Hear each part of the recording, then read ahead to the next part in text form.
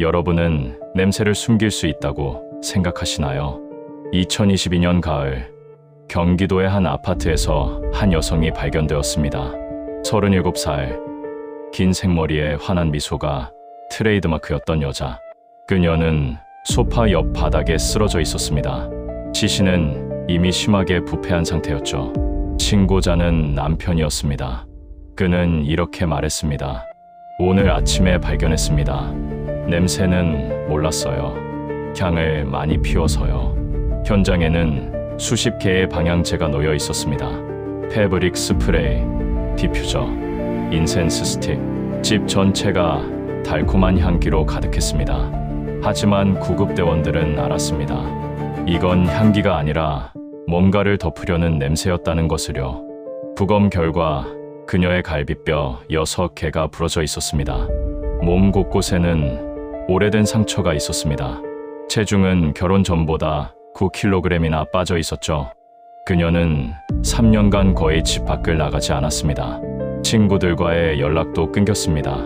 닫힌 문 뒤에서 그녀에게 무슨 일이 있었던 걸까요? 더 이상한 건 그녀가 죽은 뒤에도 누군가 그녀의 카드를 사용하고 그녀의 휴대전화를 만지고 그녀인 척 행동했다는 겁니다. 그리고 신고 전 3시간 동안 현장은 깨끗이 정리되어 있었습니다. 남편은 말했습니다. 저는 아내를 사랑했습니다. 하지만 그녀가 남긴 노트에는 이런 문장이 적혀 있었습니다. 나는 무섭다. 그래도 그가 없으면 나는 아무것도 못해. 향기는 흩어집니다. 하지만 진실은 어딘가에 남아 있습니다. 오늘 이야기는 닫힌 문 뒤에서 사라진 한 여자, 그리고 향기로 덮으려 했던 7일간의 비밀에 관한 이야기입니다. 본격적인 이야기를 시작하기 전에 잠시 제 마음을 전하고 싶습니다. 구독과 좋아요는 제게 정말 큰 힘이 됩니다. 지금 어디서 시청하고 계신지 댓글로 남겨주시면 답글로 인사드리겠습니다. 고마워. 이 2글자가 그녀가 남편에게 보낸 마지막 문자였습니다. 편의점에서 사온 간식 사진과 함께였죠. 평범한 일상의 한 조각처럼 보이는 이 메시지가 한 여성의 마지막 흔적이 될 줄은 아무도 몰랐습니다. 2022년 10월 15일 토요일 아침이었습니다. 경기도 양주시 신내동의 한 아파트 단지는 늦가을 햇살 아래 고요했어요. 주말 아침 특유의 나른한 평화가 단지를 감싸고 있었죠. 그 평화를 깨뜨린 건 한 통의 신고 전화였습니다. 오전 8시 40분 119 신고센터에 다급한 목소리가 울려 퍼졌습니다. 아내가 쓰러져 있어요. 숨을 안 쉬는 것 같아요. 빨리 와주세요. 신고자의 이름은 강민호, 37살의 현역 부사관이었습니다.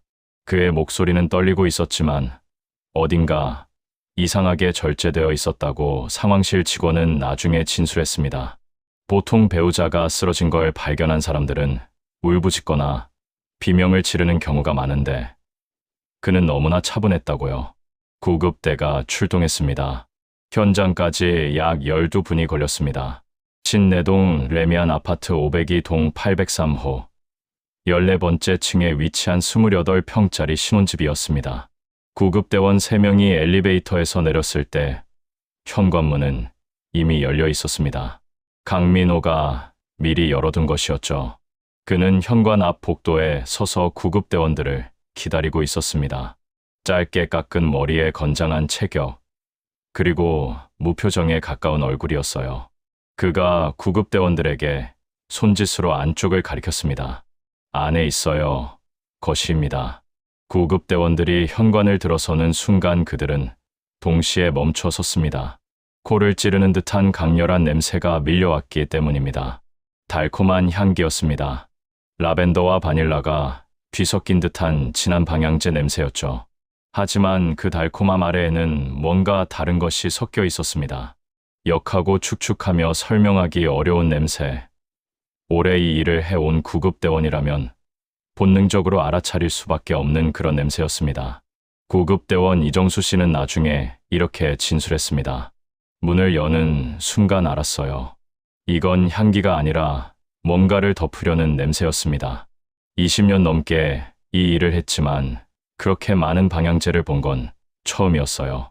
거실로 들어선 구급대원들의 눈에 충격적인 광경이 펼쳐졌습니다. 소파 옆 바닥에 한 여성이 쓰러져 있었습니다. 얇은 민소매 상의에 짧은 반바지 차림이었죠. 그녀의 이름은 김세진, 37살, 강민호의 아내였습니다. 김세진이 어떤 사람이었는지 잠시 이야기해 드릴게요.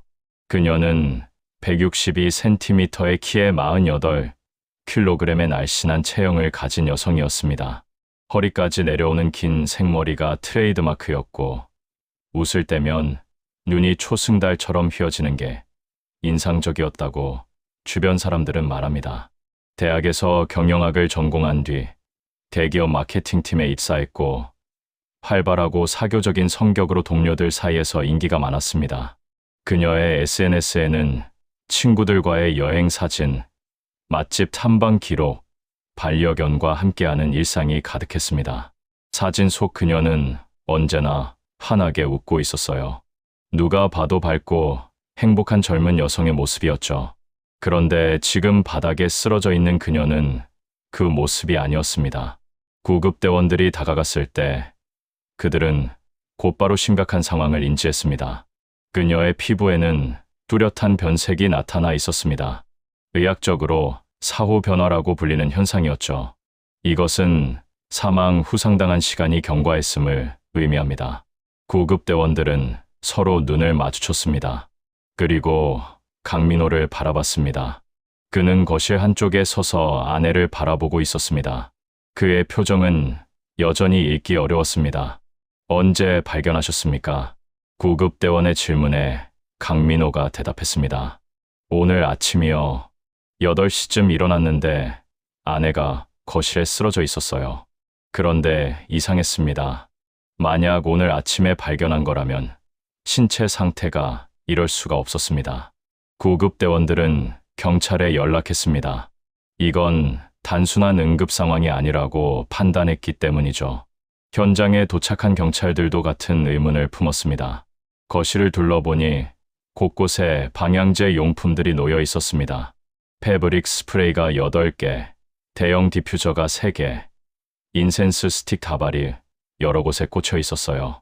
창문은 모두 닫혀 있었고 환기된 흔적도 없었습니다. 왜 이렇게 방향제가 많은 겁니까? 경찰의 질문에 강민호는 담담하게 대답했습니다. 아내가 향기 나는 걸 좋아해서요. 집에 항상 피워놨어요. 경찰은 주변인들을 상대로 탐문을 시작했습니다. 김세진의 대학 동기였던 박소연 씨가 경찰서로 찾아왔습니다. 그녀는 눈시울이 붉어진 채로 진술했습니다.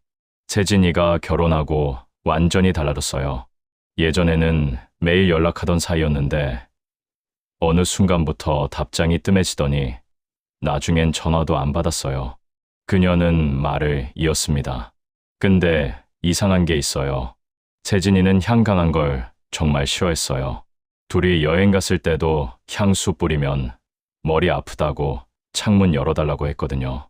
강아지 키우면서부터는 더 심해졌고요. 강아지 코에 안 좋다면서 방향제 같은 건 절대 안 썼어요. 남편은 아내가 향을 좋아한다고 했고 친구는 아내가 향을 싫어한다고 했습니다. 둘 중 하나는 거짓말을 하고 있었습니다. 경찰은 김세진의 병원 기록도 조회했습니다. 남편이 말한 공황장애 진단을 확인하기 위해서였죠. 그러나 기록은 없었습니다. 김세진은 최근 3년간 정신건강의학과를 방문한 적이 단 한 번도 없었습니다. 수사관들은 다시 강민호를 불러 질문했습니다. 아내분의 공황장애, 어느 병원에서 진단받으셨습니까? 강민호는 잠시 눈을 내리깔았습니다. 그리고 천천히 입을 열었습니다. 병원에 가진 않았어요. 증상이 있어서 제가 그렇게 판단한 겁니다. 그의 목소리는 낮았지만 흔들리지 않았습니다. 마치 미리 준비해 둔 대답 같았다고 수사관은 나중에 회고했습니다. 현장에서 수거된 물품들이 감식에 들어갔습니다. 방향제들, 피해자의 휴대전화, 그리고 집 안 곳곳에서 채취된 샘플들, 국립과학수사연구원의 부검 의뢰도 들어갔습니다. 향기로 덮으려 했던 것은 냄새만이 아니었는지도 모릅니다. 어쩌면 그것은 진실 그 자체였을지도요. 여러분은 어떻게 생각하시나요? 그는 정말 아내의 취향도 몰랐던 걸까요? 닫힌 문 안에서 그녀에게 무슨 일이 있었던 걸까요? 결혼 전 김세진의 삶은 어땠을까요? 2017년 여름, 서울 강남의 한 대기업 본사 건물이었습니다. 마케팅팀 사무실에서는 활기찬 웃음소리가 끊이지 않았습니다. 그 중심에는 언제나 김세진이 있었어요. 허리까지 내려오는 윤기 나는 검은 생머리, 웃을 때면 초승달처럼 휘어지는 눈, 162cm의 키에 48kg의 날씬한 몸매. 그녀는 사무실 분위기 메이커였습니다. 점심시간이면 동료들을 이끌고 새로 생긴 맛집을 탐방했고, 퇴근 후에는 친구들과 와인바에서 수다를 떨었죠. 그녀의 SNS는 그야말로 젊음의 기록이었습니다. 제주도 여행 사진, 강릉 카페 투어, 친구들과의 생일 파티, 사진마다 수십 개의 좋아요와 부러움 가득한 댓글이 달렸습니다. 당시 그녀와 가장 친했던 동기 박소연 씨는 이렇게 회상합니다. 세진이는 정말 밝은 애였어요. 회사에서 힘든 일 있어도 금방 털어버리고 웃더라고요. 점심시간에 맨날 저 데리고 다니면서 이것저것 먹여줬어요. 다이어트 해야 된다면서도 디저트는 꼭 먹어야 한다고 했죠. 박소연 씨의 목소리가 잠시 떨렸습니다. 근데 그런 애가 어떻게 그렇게 됐는지 아직도 이해가 안 돼요. 2019년 3월에 어느 토요일이었습니다. 서울 이태원의 한 레스토랑에서 소개팅 자리가 마련됐습니다.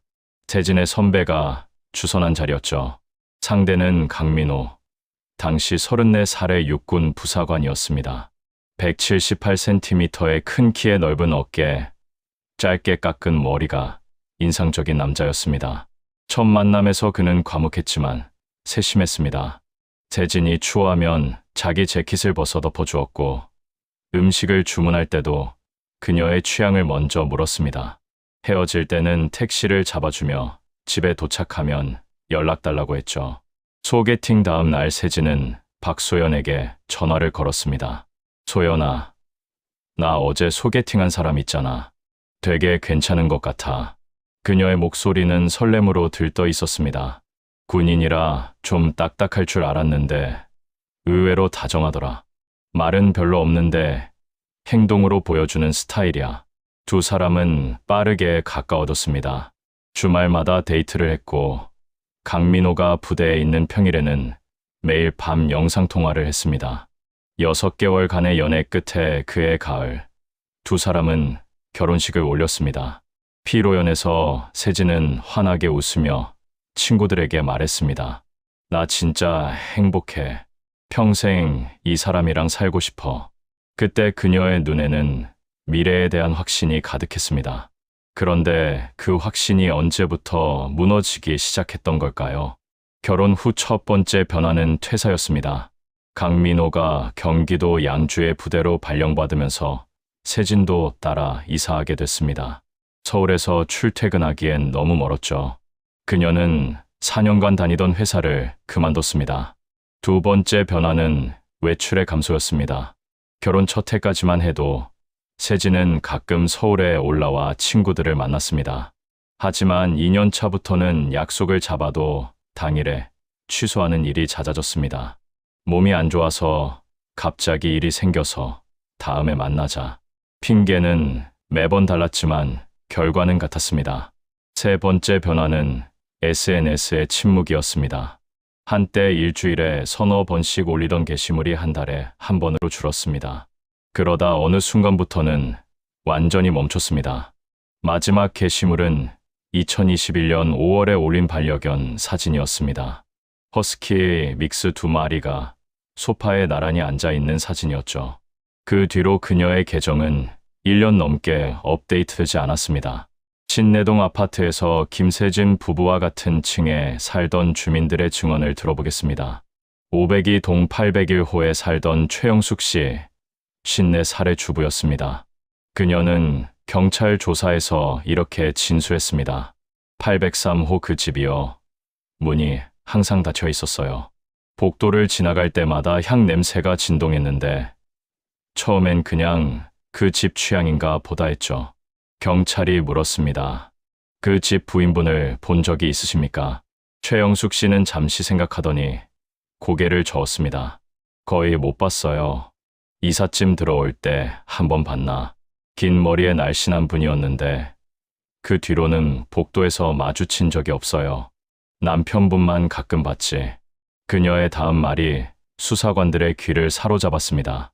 근데 가끔 이상한 소리가 들렸어요. 쿵 하는 소리요. 뭔가 무거운 게 넘어지는 것 같은. 한두 번이 아니라 여러 번 들었어요. 처음엔 가구 옮기나 했는데 너무 자주 들리니까 좀 이상하다 싶었죠. 최영숙 씨는 덧붙였습니다.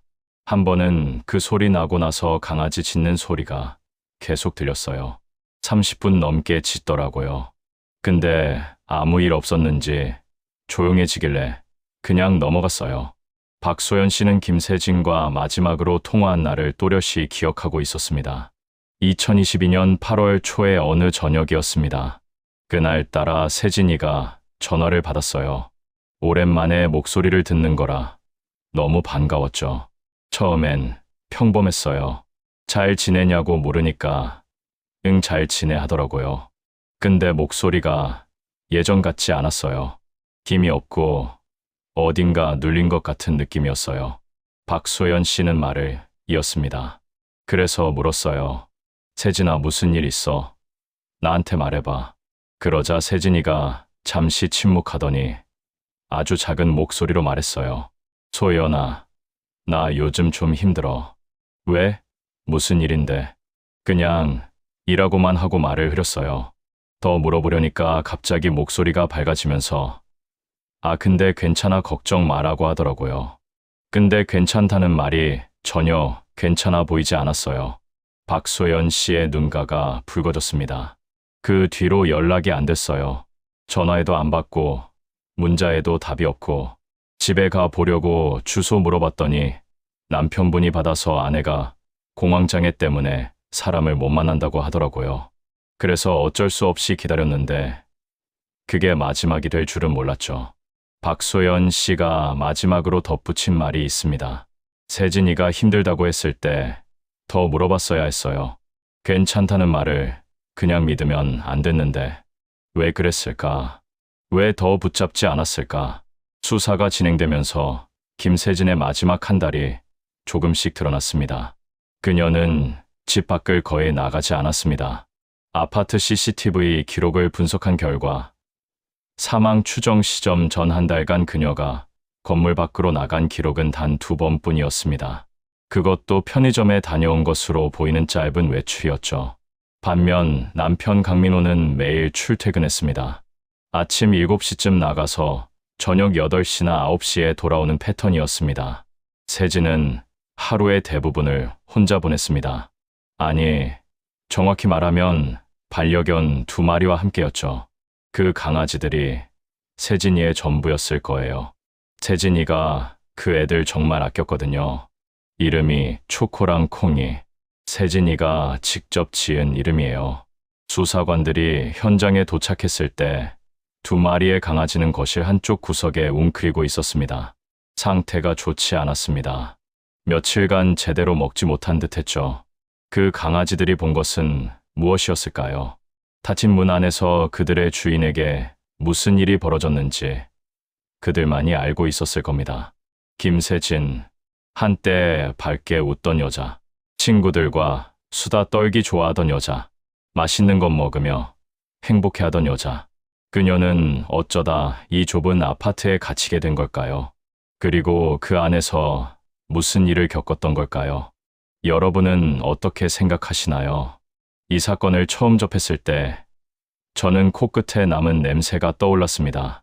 향기는 기억을 불러오지만 때로는 기억을 지우기 위해 쓰이기도 하죠. 은퇴의 형사 최동식 씨의 말입니다. 그는 30년간 경기북 부경찰청 강력계에서 일한 베테랑이었습니다. 62살의 나이에 은퇴한 뒤에도 미제 사건 자문을 맡아왔죠. 이 사건 역시 그의 손을 거쳤습니다. 최동식 씨는 현장 사진을 한 장 한 장 넘기며 고개를 저었습니다. 이건 향을 피운 게 아닙니다. 뭔가를 묻으려 한 겁니다. 그가 지적한 것은 현장에서 발견된 방향제의 양이었습니다. 패브릭 스프레이 8개, 대형 디퓨저 3개, 인센스 스틱 다발이 거실 곳곳에 놓여 있었습니다. 침실에도 2개, 화장실에도 하나. 28평짜리 아파트에 이 정도 양이라면 정상적인 사용이라고 보기 어려웠습니다. 더 이상한 건 환기의 흔적이 전혀 없었다는 점이었습니다. 창문은 모두 닫혀 있었고 환풍기도 꺼져 있었습니다. 방향제를 피우면서 환기를 안 한다. 보통은 냄새가 빠지라고 창문을 여는 게 정상인데 이 집은 오히려 냄새를 가두고 있었던 겁니다. 최동식 씨는 말을 이었습니다. 제가 30년 동안 수많은 현장을 봤어요. 이렇게 방향제가 많은 집은 딱 2 종류입니다. 하나는 냄새에 극도로 민감한 사람이 사는 집, 다른 하나는 뭔가를 숨기려는 집. 경찰은 남편 강민호에게 다시 물었습니다. 왜 이렇게 방향제가 많습니까? 강민호는 담담하게 대답했습니다. 아내가 향기 나는 걸 좋아해서요. 특히 라벤더 향을 좋아했어요. 스트레스 받으면 향을 피우면 진정이 된다고 했습니다. 그의 목소리는 차분했습니다. 눈도 마주치고 손도 떨리지 않았습니다. 거짓말을 하는 사람 특유의 불안함이 보이지 않았죠. 하지만 수사관들은 이미 다른 증언을 확보한 상태였습니다. 피해자의 친구 박소연 씨는 이렇게 말했었습니다. 세진이는 향 강한 걸 정말 싫어했어요. 둘이 여행 갔을 때도 향수 뿌리면 머리 아프다고 창문 열어달라고 했거든요. 백화점 1층 지나갈 때도 숨 참고 빨리 지나가자고 했어요. 박소연 씨는 덧붙였습니다. 강아지 키우면서부터는 더 심해졌어요. 강아지 코에 안 좋다면서 방향제 같은 건 절대 안 썼어요. 제가 선물로 디퓨저 사줬더니 고맙긴 한데 못 쓸 것 같다고 미안해하더라고요. 두 진술은 완전히 충돌했습니다. 남편은 아내가 향을 좋아한다고 했고 친구는 아내가 향을 싫어한다고 했습니다. 3년 넘게 함께 산 남편이 아내의 취향을 모른다. 그게 가능한 일일까요? 최동식 씨는 조용히 말했습니다. 한 지붕 아래 살면서 배우자가 뭘 좋아하고 뭘 싫어하는지 모른다는 건 말이 안 됩니다. 특히 향 같은 건 매일 맞는 거잖아요. 모를 수가 없어요. 그는 사진 한 장을 집어들었습니다. 거실 전경 사진이었습니다. 여기 보세요. 소파 옆에 패브릭 스프레이가 3개나 있어요. 그리고 여기 피해자가 쓰러진 위치 바로 옆이에요. 왜 하필 이 위치에 이렇게 많이 뿌렸을까요? 수사관들은 방향제 구매 내역을 추적했습니다. 피해자 명의의 카드와 남편 명의의 카드 모두를 조회했죠. 놀라운 사실이 드러났습니다. 방향제 대부분은 피해자 사망 추정 시점 이후에 구매된 것이었습니다. 정확히 말하면 피해자가 마지막으로 외출한 날 이후부터 대량 구매가 시작됐습니다. 온라인 쇼핑몰에서 패브릭 스프레이 3개, 디퓨저 2개, 탈취제 4개가 주문됐습니다. 배송지는 신내동 아파트였고 결제는 피해자 명의 카드로 이루어졌습니다. 그런데 그 시점에 피해자는 이미 움직일 수 없는 상태였을 가능성이 높았습니다.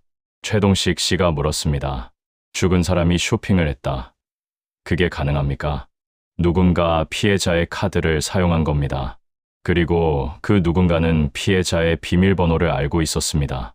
같은 집에 사는 사람이었겠죠. 수사관들은 강민호에게 물었습니다. 이 구매 내역에 대해 설명해 주시겠습니까? 강민호는 잠시 침묵했습니다. 그리고 천천히 입을 열었습니다. 아내가 시켜서 제가 주문한 겁니다. 아내가 밖에 못 나가니까 제가 대신 주문해 줬어요. 아내분이 직접 요청하셨다는 겁니까? 네, 카톡으로 링크 보내줘서 제가 결제했습니다. 수사관들은 피해자의 휴대전화를 확인했습니다. 그러나 해당 날짜에 쇼핑몰 링크를 보낸 기록은 없었습니다. 카카오톡 대화 내역에도 문자 메시지에도 그런 내용은 존재하지 않았습니다. 강민호의 설명은 또다시 기록과 맞지 않았습니다. 최동식 씨는 현장 사진을 다시 한번 들여다봤습니다. 그의 눈이 한 곳에 멈췄습니다. 여기, 이 인센스 스틱 보이세요? 절반쯤 탄 상태로 꽂혀 있어요. 인센스는 보통 한번 피우면 끝까지 타거든요. 근데 이건 중간에 꺼졌어요. 누군가 급하게 껐거나 아니면 다른 이유로 중단된 거죠. 그가 다른 사진을 가리켰습니다. 그리고 여기 창문 틈에 뭔가 끼워져 있어요. 확대해 보면 수건 조각이에요. 냄새가 밖으로 새어나가지 않게 막아둔 겁니다. 최동식 씨는 한숨을 쉬었습니다. 이건 향을 즐기려고 피운 게 아닙니다. 냄새를 가두려고 한 겁니다. 문제는 그 냄새가 무슨 냄새였느냐는 거죠. 그의 말이 이어졌습니다. 부패취는 특이해요. 처음엔 달콤한 냄새가 나요. 과일이 썩을 때랑 비슷하죠. 그래서 처음 며칠은 방향제로 덮을 수 있어요. 근데 시간이 지나면 화학적으로도 못 막아요. 결국 들키게 되어 있습니다. 경찰은 국립과학수사연구원에 추가 분석을 의뢰했습니다. 현장에서 수거된 방향제 용기들, 그리고 공기 샘플까지 모든 것이 분석 대상이 됐습니다. 과연 그 향기가 숨기려 했던 것은 무엇이었을까요? 최동식 씨는 마지막으로 이렇게 말했습니다. 냄새는 거짓말을 안 합니다. 향기로 덮어도 결국 진실은 스며 나오게 되어 있어요. 문제는 그 진실을 누가 먼저 맞느냐는 거죠. 여러분은 어떻게 생각하시나요? 그는 정말 아내의 부탁으로 방향제를 샀던 걸까요? 경찰은 피해자의 휴대전화를 정밀 분석하기 시작했습니다. 디지털 포렌식 전문팀이 투입됐죠. 삭제된 메시지, 통화 기록, 사진첩, 앱 사용 내역까지 모든 것이 복원 대상이었습니다. 가장 먼저 확인한 것은 마지막 카카오톡 대화였습니다. 2022년 10월 8일 오후 3시 27분, 김세진이 남편 강민호에게 보낸 메시지가 있었습니다. 편의점에서 산 간식 사진이었어요. 삼각김밥 2개와 컵라면, 그리고 초콜릿바. 사진과 함께 짧은 문장이 달려 있었습니다. 고마워. 이게 그녀가 보낸 마지막 메시지였습니다. 남편의 답장은 없었습니다. 읽음 표시만 남아 있었죠. 수사관들은 의아했습니다. 간식을 사온 건 누구였을까요? 피해자 본인이었을까요? 아니면 남편이 사다 준 걸까요? 만약 피해자가 직접 샀다면 이날이 그녀의 마지막 외출이었을 겁니다. CCTV 기록을 확인했습니다.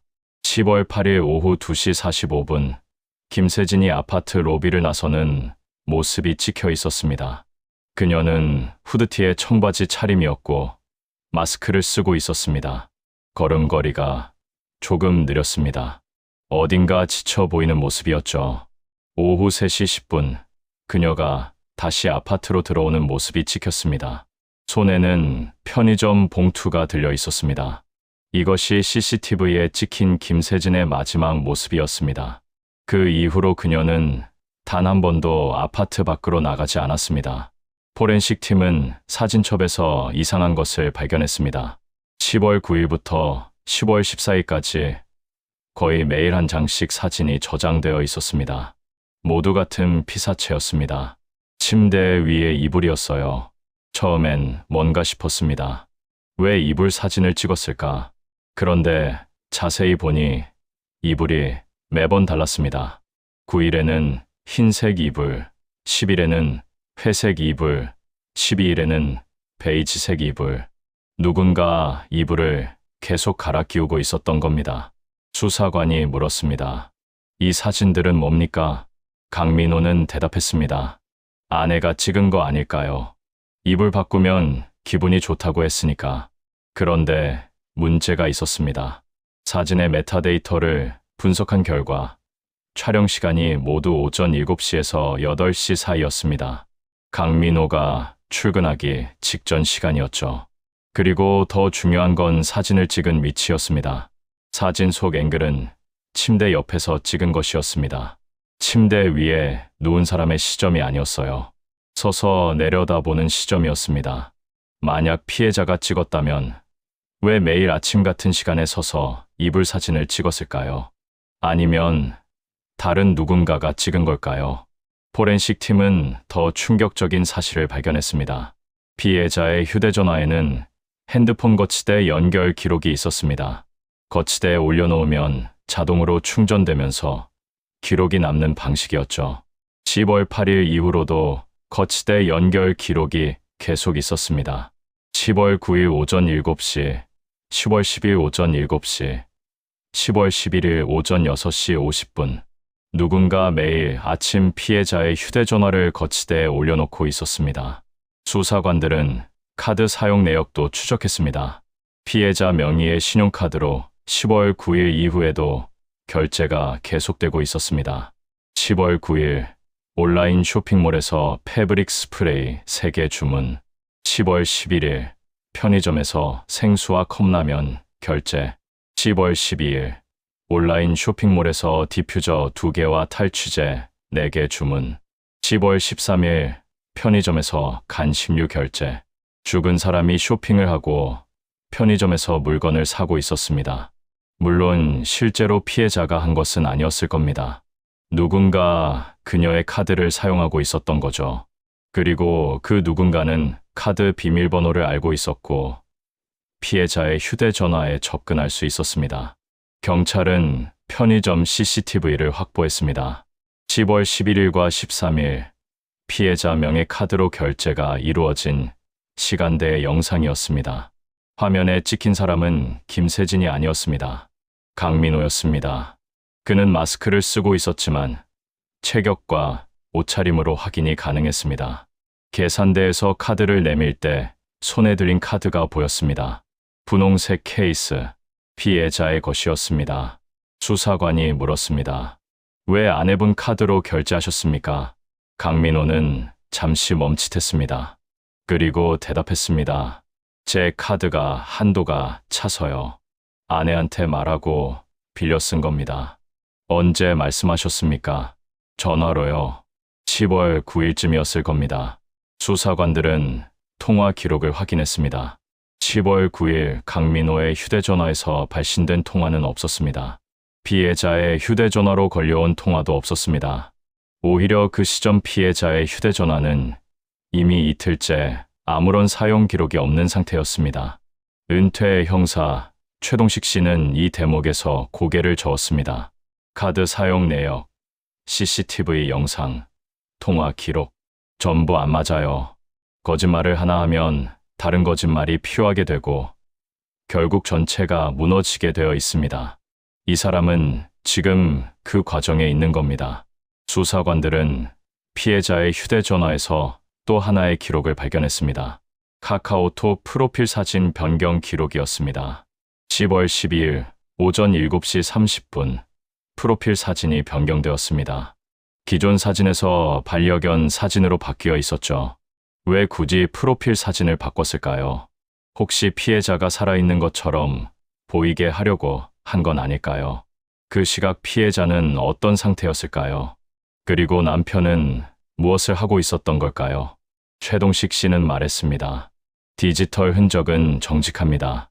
사람은 거짓말을 하지만 기계는 기록만 남기거든요. 이 기록들이 말하는 건 하나예요. 10월 8일 이후 그 집에서 뭔가 일이 있었고 누군가 그걸 숨기려고 했다는 겁니다. 여러분은 어떻게 생각하시나요?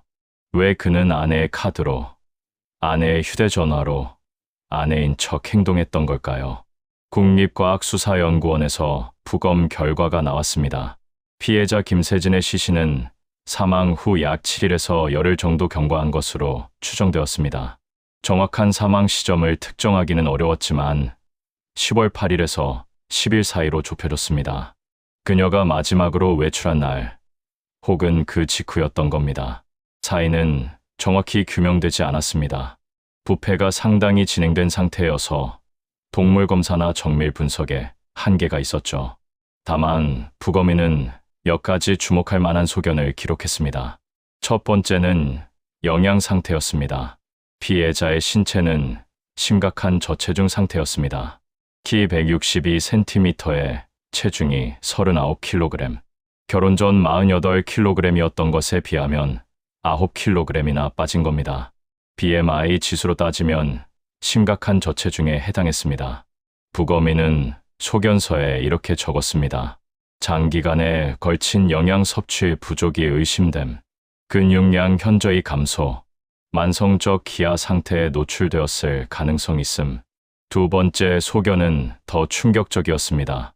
피해자의 오른쪽 갈비뼈에서 골절 흔적이 발견된 겁니다. 그것도 한두 개가 아니었습니다. 첫 번째 갈비뼈부터 여섯 번째 갈비뼈까지 총 6개가 골절되어 있었습니다. 이 사실이 알려지자 강민호는 해명했습니다. 병원에서 심폐소생술을 했잖아요. 그때 부러진 거 아닐까요? 그의 말처럼 심폐소생술 과정에서 갈비뼈가 부러지는 경우는 실제로 있습니다. 특히 고령자나 여성의 경우 흉부 압박 과정에서 골절이 발생할 수 있죠. 하지만 법의학 전문가들의 의견은 달랐습니다. 서울대학교 법의학 교실의 한 교수는 이렇게 설명했습니다. 심폐소생술로 인한 갈비뼈 골절은 주로 흉골, 그러니까 가슴 중앙뼈 주변에서 발생합니다. 두 번째에서 여섯 번째 갈비뼈의 앞쪽 부분이 부러지는 게 일반적이죠. 그런데 이 피해자의 골절은 측면 부위입니다. 옆구리 쪽이에요. 이 부위가 심폐소생술로 부러지는 건 극히 드뭅니다. 교수는 덧붙였습니다. 오히려 이 부위 골절은 외부 충격, 예를 들어 발로 차이거나 둔기에 맞았을 때 발생하는 패턴과 일치합니다. 그리고 골절의 치유 정도를 보면 이건 사망 직전이 아니라 적어도 수주에서 수개월 전에 발생한 상해로 보입니다. 사망 직전이 아니라 수개월 전이라고요. 수사관들은 이 말의 의미를 곱씹었습니다. 만약 골절이 수개월 전에 발생한 거라면 그건 심폐소생술과 무관하다는 뜻이었습니다. 누군가 그녀에게 폭력을 행사했고 그 상처가 채 낫기도 전에 그녀는 숨진 겁니다. 부검인은 또 다른 소견을 추가했습니다. 신체 곳곳에서 다양한 시기에 발생한 것으로 추정되는 상흔이 발견됨. 팔뚝 안쪽, 허벅지 안쪽 등 부위에 오래된 멍, 자국과 찰과상 흔적 있음. 일부는 색이 변해 있어 최소 수주 이상 경과한 것으로 보임. 수사관들은 이 내용을 강민호에게 전달했습니다. 아내분의 몸에서 오래된 상처들이 발견되었습니다. 설명해 주시겠습니까? 강민호는 눈을 내리깔았습니다. 잠시 침묵이 흘렀습니다. 그리고 그가 입을 열었습니다. 아내가 자해를 했어요. 공황장애 때문에 힘들어하면서 가끔 자기 몸을 때렸습니다. 제가 말려도 소용이 없었어요. 자해요. 네. 그래서 병원에 데려가려고 했는데 본인이 싫다고 해서 못 갔습니다. 수사관이 물었습니다. 갈비뼈도 자해로 부러진 겁니까? 강민호는 대답하지 않았습니다. 그의 입술이 굳게 다물렸습니다. 은퇴 형사 최동식 씨는 이 부분에서 고개를 저었습니다. 갈비뼈 6개를 자해로 부러뜨린다. 말이 안 됩니다. 사람이 자기 옆구리를 때려서 갈비뼈를 부러뜨리는 건 거의 불가능해요. 그 정도 충격을 주려면 외부에서 강한 힘이 가해져야 합니다. 최동식 씨는 말을 이었습니다. 저체중, 갈비뼈 골절, 오래된 상처들. 이건 학대의 전형적인 패턴입니다. 한 번의 폭력이 아니라 오랜 기간에 걸친 반복적인 폭력. 그리고 피해자는 그 상황에서 벗어나지 못했어요. 문이 닫혀 있었으니까. 경찰은 김세진의 과거 병원 기록을 다시 조회했습니다. 결혼 후 3년간 그녀가 병원을 방문한 기록은 극히 드물었습니다. 정형외과 방문 기록이 딱 한 번 있었습니다. 2021년 3월 옆구리 통증을 호소하며 내원했습니다. 엑스레이 촬영 결과 갈비뼈 금이 가 있었습니다. 당시 의사가 물었습니다. 어떻게 다치셨어요? 김세진은 대답했습니다. 계단에서 넘어졌어요. 진료 기록에는 낙상에 의한 늑골 균열이라고 적혀 있었습니다. 하지만 그녀가 사는 아파트는 14번째 층이었습니다. 엘리베이터를 이용하지 계단을 이용할 일이 거의 없었을 겁니다. 그녀는 왜 거짓말을 했을까요? 아니, 거짓말을 할 수밖에 없었던 걸까요? 최동식 씨는 조용히 말했습니다. 학대 피해자들은 자주 가해자를 감싸요. 두려워서 혹은 아직 사랑한다고 믿어서 계단에서 넘어졌다, 문에 부딪혔다, 자해를 했다. 전부 가해자가 만들어준 각본이에요. 피해자는 그 각본대로 말하는 거죠. 수사관들은 이웃 주민 최영숙 씨의 증언을 다시 떠올렸습니다. 그녀가 말했던 쿵 하는 소리, 그리고 30분 넘게 짖던 강아지 소리, 그 소리들의 정체가 무엇이었는지 이제야 조금씩 윤곽이 드러나고 있었습니다. 몸은 거짓말을 하지 않습니다. 향기로 덮어도, 시간이 지나도 몸에 남은 상처는 진실을 말합니다. 김세진의 몸이 말하고 있었습니다. 3년간 그녀에게 무슨 일이 있었는지, 닫힌 문 뒤에서 어떤 일이 벌어지고 있었는지, 여러분은 어떻게 생각하시나요? 그녀는 정말 스스로 자신을 다치게 했던 걸까요? 수사가 깊어질수록 강민호의 진술에는 점점 더 많은 균열이 생겼습니다. 그리고 가장 결정적인 균열은 시간에서 드러났습니다. 신고 당일인 10월 15일, 강민호는 경찰에게 이렇게 진술했습니다. 저는 전날 밤 11시쯤 퇴근해서 집에 왔습니다. 아내는 침실에서 자고 있었어요. 저도 씻고 새벽 2시쯤 잠들었습니다. 아침 8시에 일어났는데 아내가 거실에 쓰러져 있었어요. 바로 119에 신고했습니다. 언뜻 들으면 자연스러운 진술이었습니다. 하지만 수사관들은 그의 휴대전화 기록을 확보한 상태였습니다. 그리고 그 기록은 전혀 다른 이야기를 하고 있었습니다.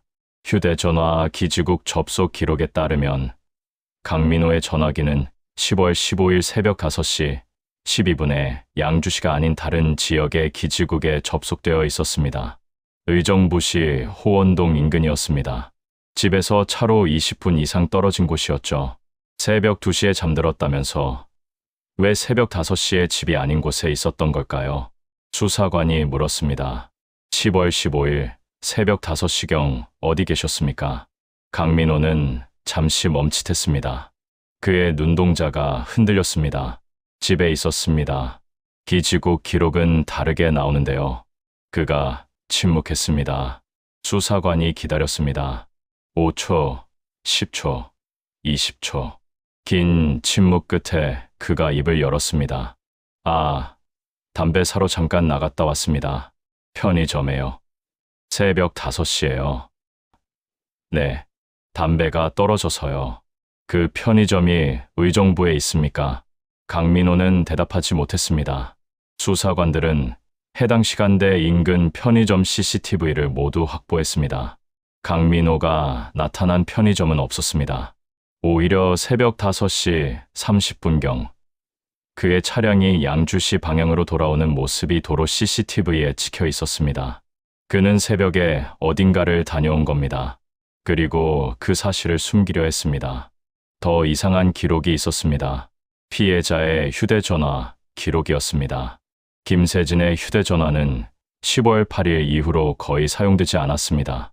하지만 10월 15일 새벽에 갑자기 활동 기록이 남았습니다. 새벽 5시 45분 휴대전화가 거치대에서 분리되었습니다. 그리고 새벽 5시 52분 다시 거치대에 연결되었습니다. 7분 동안 누군가 피해자의 휴대전화를 만졌습니다. 그 시각은 강민호가 외출했다 돌아온 직후였습니다. 왜 그 시간에 아내의 휴대전화를 만졌을까요? 무엇을 확인하려 했던 걸까요? 아니면 무엇을 지우려 했던 걸까요? 은퇴 형사 최동식 씨는 이 대목에서 눈을 가늘게 떴습니다. 새벽 5시에 외출하고 돌아오자마자 아내의 전화기를 확인한다. 그리고 3시간 뒤에 신고를 한다. 이 3시간 동안 뭘 했을까요? 최동식 씨는 손가락으로 시간표를 짚어가며 말했습니다. 5시에 어딘가 갔다 왔어요. 5시 50분쯤 집에 도착했고 아내의 전화기를 확인했습니다. 그리고 8시 40분에 신고했어요.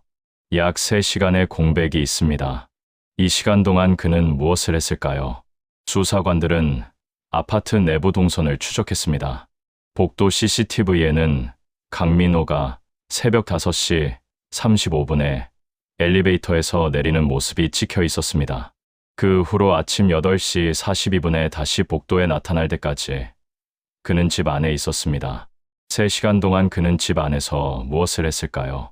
현장 감식 결과를 다시 살펴봤습니다. 거실 바닥에는 청소 흔적이 있었습니다. 물걸레로 닦은 자국이었죠. 화장실에서는 빨래가 돌아가고 있었습니다. 침대 이불은 새 것으로 교체되어 있었습니다. 누군가 현장을 정리한 겁니다. 그리고 그 정리는 신고 전에 이루어졌습니다. 최동식 씨가 말했습니다. 보통 사람이 가족이 쓰러진 걸 발견하면 뭘 할까요? 바로 신고하죠. 심폐소생술을 하거나 119에 전화하거나 청소를 하진 않아요. 빨래를 돌리지도 않고요. 그는 덧붙였습니다. 이 사람은 신고 전에 3시간 동안 현장을 정리했습니다. 왜요? 보여주고 싶지 않은 게 있었기 때문이에요. 그게 뭔지는 모르겠지만 분명히 뭔가를 숨기려 했습니다. 수사관들은 강민호에게 다시 물었습니다. 신고하기 전에 청소를 하셨습니까? 강민호는 고개를 저었습니다. 아니요, 안 했습니다. 바닥에 물걸레 자국이 있던데요. 그건 전날 아내가 한 거 아닐까요? 아내분이 쓰러지기 전에 청소를 했다는 겁니까? 그는 대답하지 않았습니다. 빨래는요? 세탁기에 빨래가 돌아가고 있었습니다. 강민호의 얼굴에 그림자가 드리워졌습니다. 그건 제가 했습니다. 아침에 일어나서요. 아내분이 쓰러진 걸 보고 빨래를 돌리셨다고요? 아니요, 그 전에요. 아내가 쓰러진 건 나중에 발견한 거예요. 수사관은 조용히 물었습니다. 그럼 순서가 어떻게 됩니까? 일어나서 빨래를 돌리고 그 다음에 거실에 가서 아내를 발견한 겁니까? 강민호는 입술을 깨물었습니다. 그리고 작은 목소리로 대답했습니다. 네, 그렇습니다. 침실에서 거실로 가려면 거실 지나야 하지 않습니까? 거실에 쓰러진 아내를 못 보고 빨래부터 하셨다는 건가요? 그는 더 이상 대답하지 않았습니다. 최동식 씨는 한숨을 쉬었습니다. 시간은 거짓말을 못합니다. 기록은 남거든요. 기지구 기록, CCTV, 휴대전화 사용 내역, 전부 이 사람의 말과 맞지 않아요. 한두 개가 아니라 전부요. 그가 창밖을 바라보며 말했습니다. 냄새는 지울 수 있어요. 향기로 덮으면 되니까. 상처도 설명할 수 있어요. 자해라고 하면 되니까. 하지만 시간은 못 지워요. 기록은 남거든요. 이 사람이 무슨 짓을 했든 시간이 전부 기억하고 있습니다. 5시간의 공백, 새벽에 어딘가를 다녀온 남편, 친구, 전에 정리된 현장. 그 시간 동안 그 집에서 무슨 일이 있었던 걸까요? 여러분은 어떻게 생각하시나요? 수사는 막바지에 이르렀습니다. 경찰은 강민호를 상대로 여러 차례 조사를 진행했습니다. 그의 진술은 번번이 기록과 충돌했고 설명할 수 없는 빈틈들이 쌓여갔습니다. 하지만 문제가 있었습니다. 결정적인 증거가 없었습니다. 부검 결과는 학대 가능성을 시사했지만 직접적인 사인을 특정하지 못했습니다.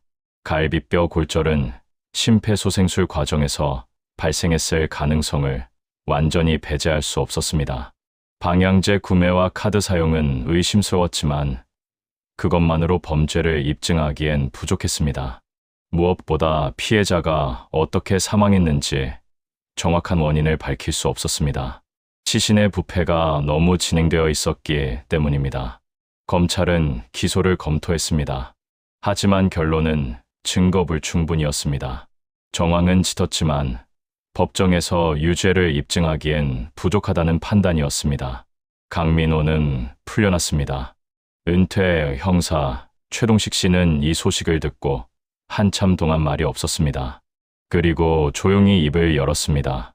법은 의심만으로 처벌하지 않습니다. 증거가 있어야 해요. 그게 법치주의의 원칙이고 저도 그 원칙을 지키며 30년을 일했습니다. 하지만 가끔은 그 원칙이 진실을 놓치게 만들기도 합니다. 그가 창밖을 바라보며 말을 이었습니다.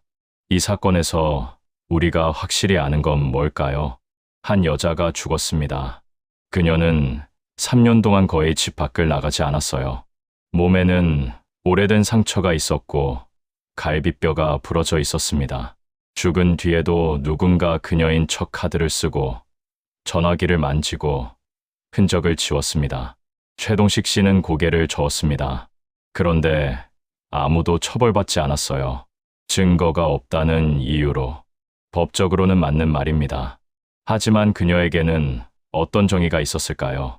수사 과정에서 발견된 물건이 하나 있었습니다. 김세진의 개인 노트였습니다. 침실 서랍 깊숙한 곳에 숨겨져 있었죠. 겉보기엔 평범한 다이어리였습니다.